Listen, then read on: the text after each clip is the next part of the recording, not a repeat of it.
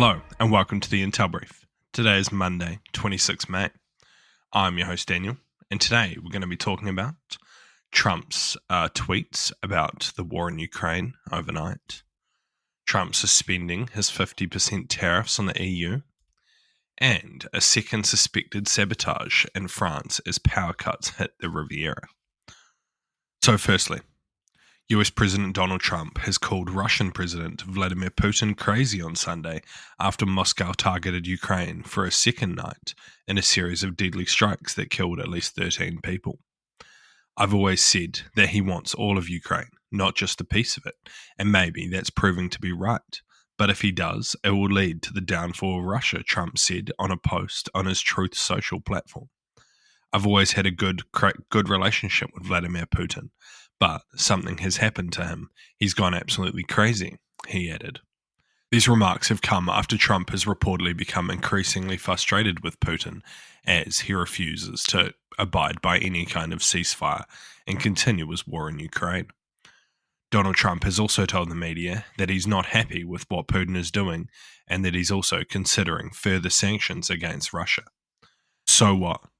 In my opinion, one of the most effective things that Trump could do to bring Putin to the negotiating table would be to take out secondary sanctions on countries that are buying Russian oil.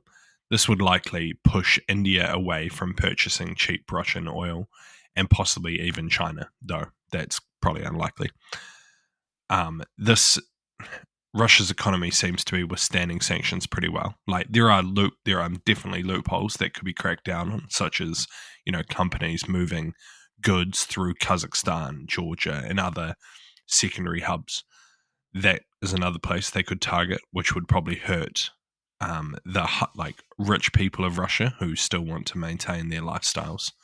But yeah, the big part is to try and crack down on their oil, as that's still a big moneymaker for the Russian economy and is what's keeping their war economy going. And next, US President Donald Trump has announced on Sunday that he was suspending the planned 50% tariffs on the European Union until July 9th. He made this statement also on his Truth Social network. That agreement came after a call on Sunday with Ursula von der Leyen, the president of the European Commission. She tweeted on X that she had a good call with POTUS and that the EU and US share the world's most consequential and close trade relationship. Europe is already in advanced talks to swiftly and decisively reach a good deal that benefits both countries. Trump added that talks will begin rapidly. Regarding his phone call with the European Commission president, he said that it was a privilege to speak to her and agreed to the extension. Speaking to reporters on Sunday before boarding the US presidential aircraft Air Force One, Trump said that von der Leyen had asked for an extension to the June 1st date, and she said that she wants to get down to serious negotiations. So what?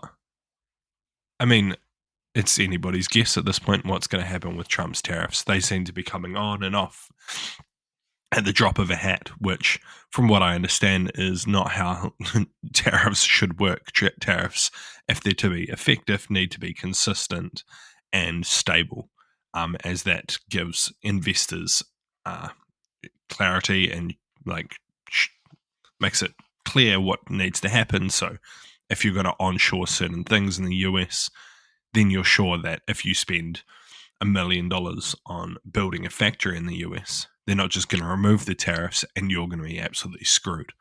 So yeah, it seems highly ineffective, probably continually shaking up the US markets and just causing absolute nightmares for anyone looking to invest in the US. Don't see how he thinks this is going to work, but radio. And lastly, a second power outage in 2 days has hit the French Riviera after a fire at a substation in Nice overnight. The authorities have said the cause was a malicious act.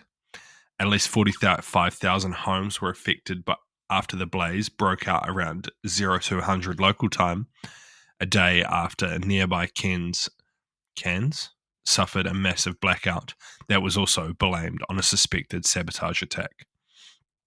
Police in Nice say there were tyre tracks found at the door of the substation in the west of the city and that it was broken into, according to local media reports. The Nice airport, the tramway network, and 2 local towns were impacted before power was restored later in the morning. Nice's mayor said on X that he strongly denounced the malicious act against the country. It came just days after the Cannes Film Festival was affected by a blackout, which also affected around 160,000 homes in the city, and some of the surrounding areas also lost power. So what? It seems highly likely that this is some kind of sabotage attack. Whether it's linked to possible grey zone operations by Russia is pretty unclear, or whether it's just, you know, a local activist group trying to disrupt the cities for some other benign reason. Is currently unclear. However, it is possible that Russian intelligence services have paid local criminals to conduct these type of attacks to disrupt the local population and make them kind of feel the effects of disruption, cause a bit of chaos, and make it feel unsafe or uncertain during these times. But there's still definitely a possibility that it's not related to Russia. It's just related to other criminal networks, possibly even to Iranian influence or something like that. More to follow if we find out. Thank you for listening to today's Intel Brief. I hope you enjoyed and have a good day. I'll see you tomorrow. See you.